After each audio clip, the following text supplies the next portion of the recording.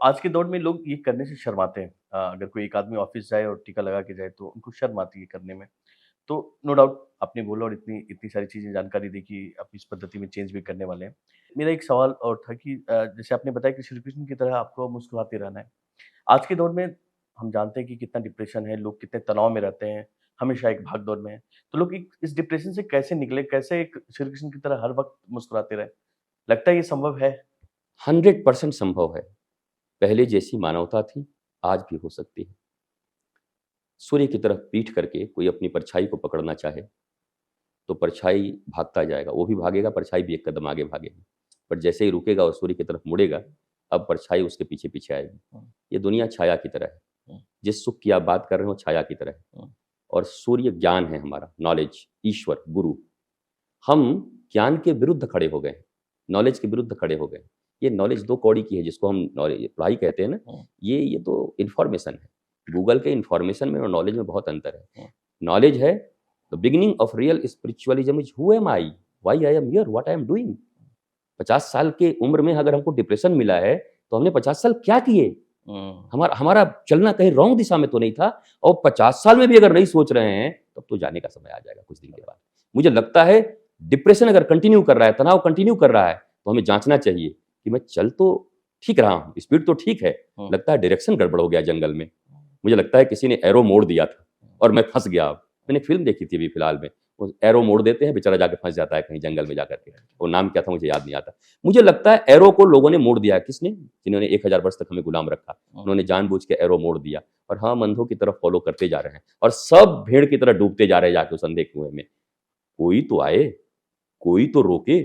श्री कृष्ण की तरह 8-9 साल की उम्र में कोई तो ये कह सके कि इंद्र को तो हमने देखा नहीं है, अगर पूजा करना है तो गिरिराज जी की पूजा करो, इसके नीचे हमारी गैयाँ चरती हैं, घास खाती हैं, ये हमको झरना से जल देता है, गिरिराज जी हमारी रक्षा करते हैं। मैं जानता हूँ गिरिराज जी भगवान के रूप में आए हैं, चलो गिरिराज जी की पूजा करते हैं।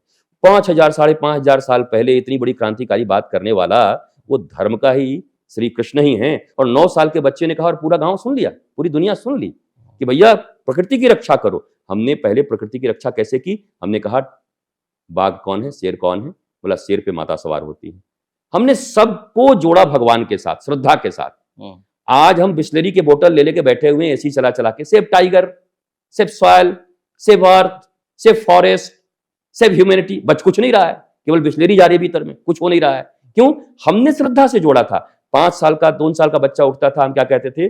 गंगा हमारी माँ है, जल वरुण देवता हैं, सूर्य भगवान हैं। हमारी श्रद्धा डेवलप अंदर से होती थी, इनर श्रद्धा थी। हम कभी बर्बाद नहीं कर सकते थे, हम कभी नदियों को दूषित नहीं कर सकते थे, हम कभी जंगल को नहीं। वन देवी हैं बेटा, ये इतने बड़े नानी दादी सिखाती थी, वन देवी हैं, वन देवी को कष्ट मत देना। वृक्षों के पास जाना, जरूरत हो तो प्रणाम करके पूछना कि मैं आपके पत्ते ले सकता हूं क्या? तुलसी के 2 पत्ते चाहिए, आप देंगी क्या? तुलसी माता को प्रणाम करके मांगना। वो रिचुअल्स थे, वो स्पिरिचुअलिटी थी, उसको हमने गायब कर दिया ये कह के कि भारत सपेरों और जादूगरों का देश है। और अब बिस्लरी के बोतल लेकर के हम अर्थ बचा रहे हैं, अब हम फॉरेस्ट बचा रहे हैं। अरे बाप बड़ा ना भैया, सबसे बड़ा रुपया। जब सबको रुपया कमाना है तो कौन फॉरेस्ट देख रहा है, कौन अर्थ देख रहा है? उसका तो ये है कि 20 बैंगलोर में भी मकान हो, न्यूयॉर्क में भी मकान हो, हर जगह उनके बड़े-बड़े मकान हो, पता नहीं उस मकान में कौन रहेगा। एक परमाणु गिरेगा, सारे मकान सहित ध्वस्त हो जाएंगे। हुँ, तो ये प्रत्येक मनुष्य को सोचना है और इसीलिए पेरेंटिंग के ऊपर हमला करता हूं मैं। आपने पूछा ना पेरेंटिंग के ऊपर हमला क्यों करते हैं? मातृदेवो भव, पितृदेवो भव, आचार्य देवो भव। गुरु का नंबर तीसरा है, हम लोग 3 नंबर के लोग हैं। पर पहले भगवान माँ हैं, दूसरे भगवान पिता हैं। मैंने आपको कहा ना मेरी माँ रिचुअल्स को फॉलो करती, मुझे सिखाती चींटी पे पाँव मत रखना, गलत चीज़ को छूना मत, किसी का सामान मत लेना। अब वो संस्कार ऐसे तगड़े बैठे हुए हैं, वो कोई मिटा नहीं सकता। मैया ने दूध पिला के हमारे खून में ही उसको सम्मिलित कर दिया है, वो नहीं जा सकता कहीं। पिता ने हमें विज्ञान की तरफ मोड़ा। तो मुझे जो बचपन में उन्होंने दिया, आज तक मेरे व्यक्तित्व में वो काम आ रहा है। मैं आनंदित हूँ। अगर मुझे वो न मिला होता, अगर मुझे अंधी शिक्षा मिली होती, तो आज मैं कितना तकलीफ में रहता, बाकी लोगों की तरह डिप्रेशन में होता। डिप्रेशन शब्द मैंने अपने लिए सुना नहीं, मैंने आज तक फ़ील किया नहीं, तनाव मैंने आज तक फ़ील किया नहीं। इस क्षेत्र में जब आप चलते हैं, आपको बहुत सारे षड्यंत्रकारी फँसाने का प्रयत्न करते हैं। ये ऐसा क्षेत्र है कि आप अगर राष्ट्र की सेवा करें, तब भी षड्यंत्र लोग करेंगे। ऐसी चीज़ें होती रहती हैं। राइट। लेकिन मेरे जीवन में कभी तनाव नहीं होता क्योंकि मैं अपने जीवन के हर क्षण को अंतिम क्षण मानता हूँ। और मुझे लगता है इस क्षण मुझे ईमानदारी से जीना है और ठाकुर के लिए जीना है। तो इस क्षण तो जी रहा हूँ ईमानदारी से, अब अगले क्षण उनको बुलाना होगा तो बुला लेंगे, अगले क्षण उनको क्या करना होगा वो समझेंगे, नाम करें बदनाम करें वो उनका काम है। लेकिन मैं हर क्षण को अंतिम क्षण मान करके ठाकुर जी की सेवा में लगा रहता हूँ और मुझे लगता है कि जितना जी लिया एनफ है, इसके आगे जो एक्सटेंशन लाइफ मिलेगी उसमें और जो बेहतर कर सकता हूँ वो करूँगा। तो संतुष्ट आदमी को होना चाहिए, जो प्राप्त है वही पर्याप्त है, नहीं तो सर्वत्र दुख व्याप्त है जो है। राम और रावण का एक बड़ा प्यारा अंतर देखिए, भगवान श्री राम कहते हैं जो मेरा है वो सबसे सुंदर है, रावण कहता है जितना सुंदर है वो सब मेरा होना चाहिए। तो इतना ही तो फर्क है ना। हर बिलबोर्ड्स देख रहे हैं, टीवी देख रहे हैं, ये देख रहे हैं, सब हमको चाहिए, हर ब्रांड चाहिए, रोज नए नए 10 ब्रांड निकल रहे हैं, कहाँ से कोई माँ बाप देगा, कहाँ से इतने रुपए लाओगे, और इतने रुपए के लिए फिर तो तुम्हें घूसखोरी करनी ही होगी, फिर तो तुम्हें एथिक्स के विरुद्ध चलना ही होगा।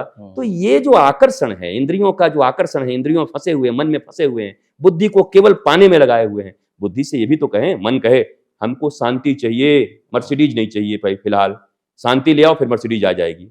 मर्सिडीज पहले चाहिए कि पहले शांति चाहिए, मनुष्य को पहले डिसाइड करना होगा। डिग्रियां पहले चाहिए कि पहले आनंद चाहिए, मनुष्य को डिसाइड करना होगा। आपको बाहर का शो ऑफ चाहिए या आपको भीतर की परम शांति चाहिए, से चैन से बैठे हुए हैं और प्रकाश जी कैसे हैं, आनंदित हैं, ये चाहिए आपको कि एकदम धक धक भीतर से हो रहे हैं, तकलीफ में हैं और बाहर हमारा भूमिका बना रहना चाहिए, भौकाल बनारस में बोलते हैं कि भौकाल बना रहना चाहिए। तो ये भौकाल के लिए लोग जी रहे हैं, शो ऑफ के लिए जी रहे हैं, और शो ऑफ के लिए जीने वाले लोग कभी भी चैन से नहीं जी सकते।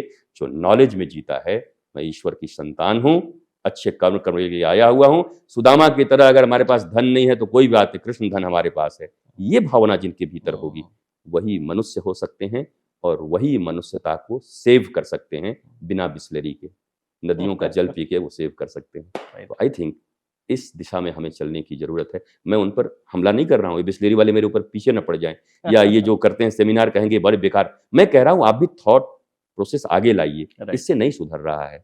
हमें खुद बनना होगा, हमें खुद दिखना होगा, हमें खुद को, अपने बेटे को बताना होगा, देख मैं शांत हूं कि नहीं। बेटा बोला हाँ पापा आप तो बहुत शांत हो। देख मैं आनंदित हूं कि नहीं, हाँ तो बहुत आनंदित हूँ। सारी दुनिया डिप्रेशन में, हाँ शर्मा जी डिप्रेशन में है, वर्मा जी डिप्रेशन में है, आप तो बड़े अच्छे। पापा कैसे? बोला due to my knowledge, spiritual knowledge. तो मेरे बेटे पहले स्पिरिचुअल नॉलेज ले लो। रामकृष्ण परमहंस ने एक बार कहा था विवेकानंद को कि एक बूढ़ी माई आई थी, बोला कटहल मैं बनाती हूँ ना तो उसके दूध मेरे हाथ में लग जाते हैं, चिपचिपा हो जाता है। तो रामकृष्ण परमहंस ने कहा मैया पहले तेल लगा लिया कर हाथ में और फिर जाके कटहल काट, अब चिपचिपा नहीं लगेगा। तो तेल का अर्थ होता है स्नेह। अगर आप स्पिरिचुअल नॉलेज से युक्त हो गए, स्पिरिचुअलिटी आपके भीतर आ गई, तो इस संसार का कोई चिपचिपाहट आपको चिपका नहीं सकता। आप करेंगे तो सब, पर बिना चिपके हुए करेंगे, आनंदित होकर करेंगे, और यही रियल स्पिरिचुअलिटी है।